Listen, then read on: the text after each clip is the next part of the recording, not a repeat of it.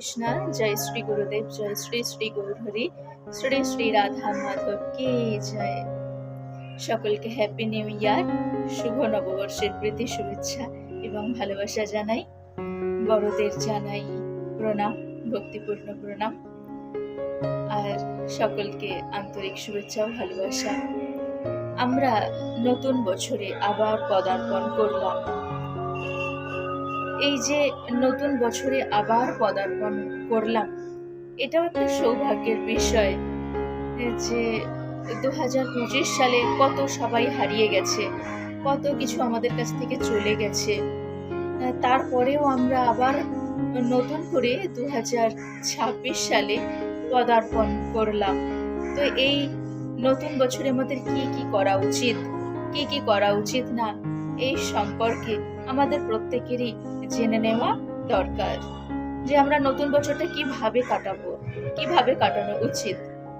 দেখুন, অনেকেই বলে থাকেন, অনেকেরই এটা ধারণা যে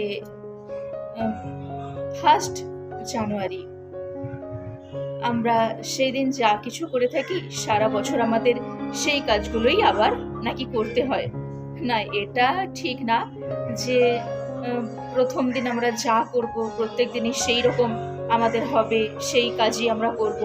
না, এটা খুব একটা ঠিক না, এটা ঠিক না। কিন্তু হ্যাঁ, তবে এটা ঠিক যে প্রথম দিন আমাদের সর্বদা এমন কর্ম করা উচিত যেন সেটা আমাদের স্মরণে থাকে। দেখুন, আমরা বছরের অন্যান্য দিন কি কি করেছি না করেছি সেটা আমরা মনে রাখি না, কিন্তু প্রথম দিন 1 জানুয়ারি আমরা কি করেছি সেটা আমাদের প্রত্যেকেরই মনে থাকে, যেহেতু সেটা শুরু, সেই জন্য।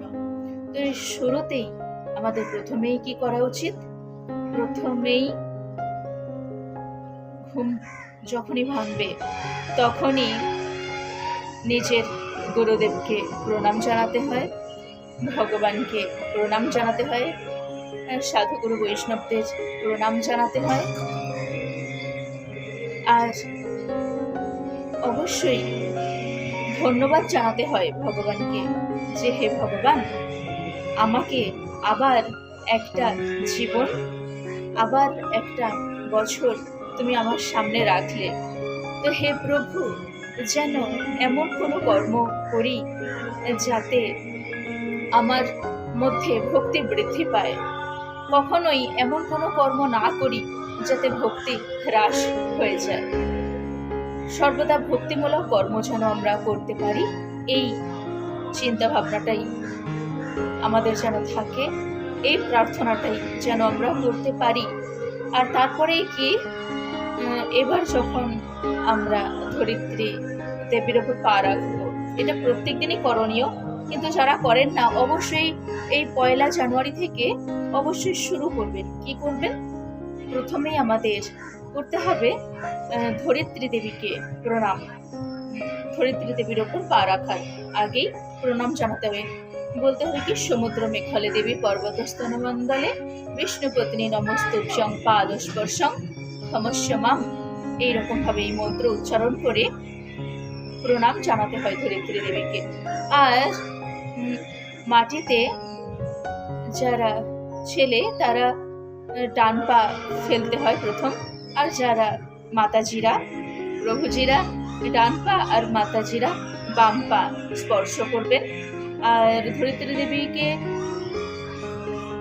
আগে বলবেন এই যে শ্লোকটার অর্থ কি, এই শ্লোকটার অর্থ বিশ্লেষণ পরে করব।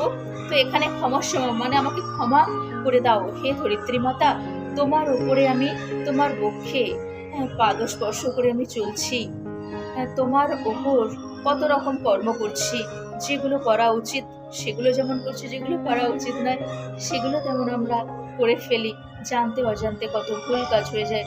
তো সেগুলো যেন না করি। আর তো হে ধরিত্রী মা ক্ষমা করো, এরকমভাবে ক্ষমা প্রার্থনা করে নিতে হয়। তারপর কি, বছরের প্রথম দিন আমাদের অবশ্যই ব্রাহ্ম মুহূর্তে শয্যা ত্যাগ করলে ভালো হয়। ব্রাহ্ম মুহূর্তে শয্যা ত্যাগ করতে হয় বছরের প্রথম দিন।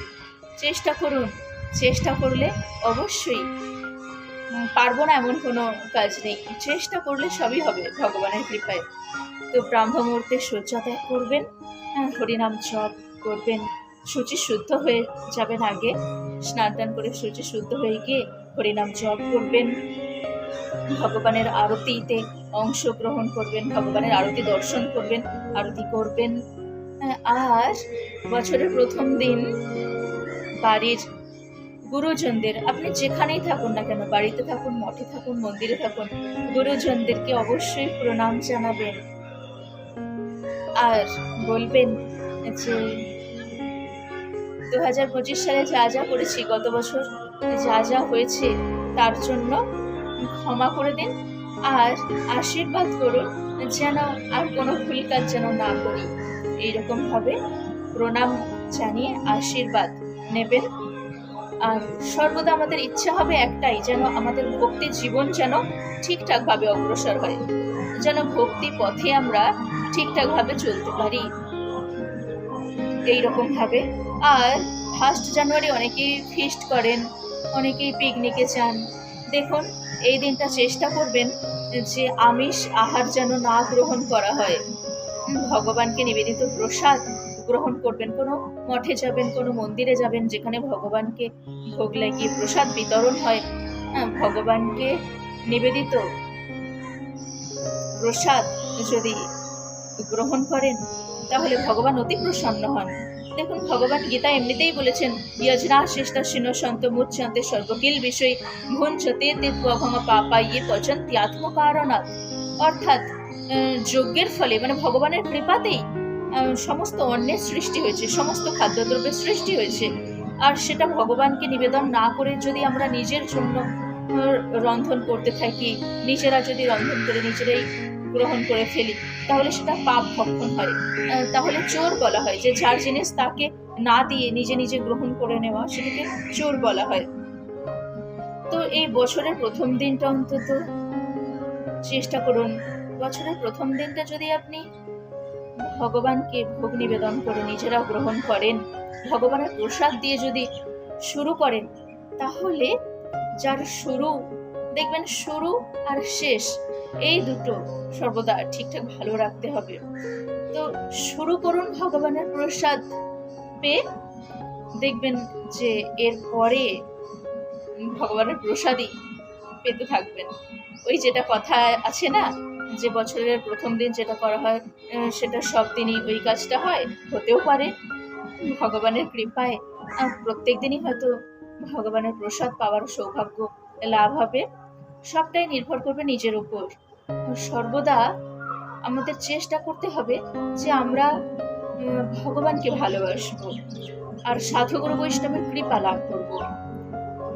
সাধুগুরু বৈষ্ণবের কৃপা একান্ত জরুরি। 1 জানুয়ারির দিন যেখানে সাধু সঙ্গ হয় সেখানে যাওয়ার চেষ্টা করুন। সাধু সন্তদের কৃপা বিনা, সাধু সন্তদের কৃপা ছাড়া ভগবত কৃপা লাভ হয় না। সেই জন্য সাধু সন্তদের কৃপা আমাদের প্রথম প্রয়োজন। 1 জানুয়ারির দিন এমন জায়গায় যান যেখানে সাধুগুরু বৈষ্ণবরা আছেন, যাদের মুখনিসৃত হরি কথা শ্রবণ করতে পারবেন। এইভাবে চেষ্টা করুন ভগবানের গুণকীর্তন শ্রবণ করার, কীর্তন করার। ভগবান তাকেই ভালোবাসেন যারা ওনার গুণকীর্তন শ্রবণ করতে ভালোবাসেন, কারণ ভগবান সেখানে থাকেন যেখানে ওনার গুণকীর্তন হয়ে থাকে। নাহং তিষ্ঠামি বৈকুণ্ঠে যোগিনাং হৃদয়ে শুভা তত্র তিষ্ঠামি নারদয়ত্র গায়ন্তি মদভক্তা। অর্থাৎ ভগবান বলছেন, আমি বৈকুণ্ঠে থাকি না, আমি যোগীদের হৃদয়েও থাকি না, আমি সেখানে থাকি যেখানে আমার গুণকীর্তন হয়ে চলে, যেখানে ভক্তরা আমার গুণকীর্তন করে চলেন, আমি সেখানে থাকি।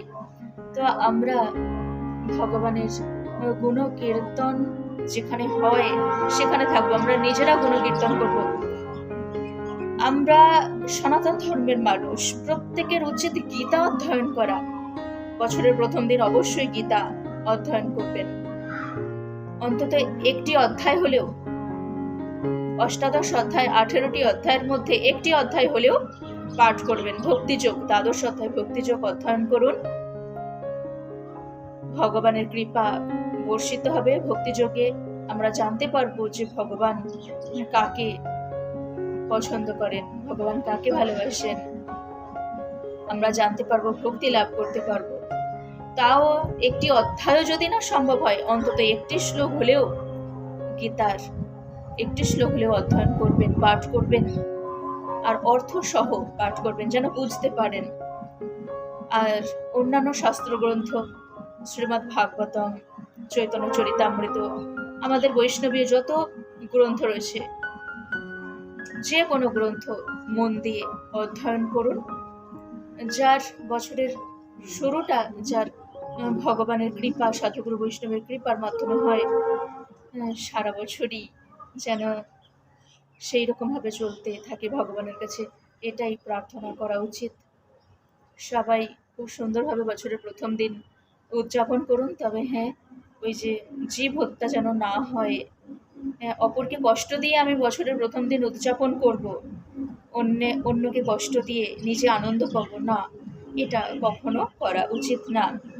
সর্বদা সাত্বিক আহার গ্রহণ করতে হবে। সাত্বিক আহার গ্রহণ করলে কি হবে? ওম আয়ু সত্যঃ বলারোগ্যঃ সুখ প্রীতি বিবর্ধনা রস্যা স্নিগ্ধা স্থিরা হৃদ্যা আহারা সাত্বিক প্রিয়া। অর্থাৎ সাত্বিক আহার গ্রহণ করলে কি হবে? আয়ু সত্য বলারোগ্য, সত্যগুণের বৃদ্ধি পাবে, আয়ু বৃদ্ধি পাবে, বল আরোগ্য বৃদ্ধি পাবে। এইরকমভাবে আমাদের শরীরের ক্ষমতা, আমাদের মধ্যে পজিটিভ এনার্জি চলে আসবে যদি আমরা সাত্বিক আহার গ্রহণ করি। আর বছরের শুরুটা সাত্বিক আহার দিয়ে শুরু করুন, সাত্বিক আহার গ্রহণ করুন, ভগবানের কৃপা লাভ করতে পারবেন। এইভাবে বছরের প্রথম দিন আমরা পালন করতে পারি। সবাই ভালো থাকুন। সবাই বলুন হরে কৃষ্ণ কৃষ্ণ কৃষ্ণ হরে হরে, হরে রাম রাম রাম হরে হরে।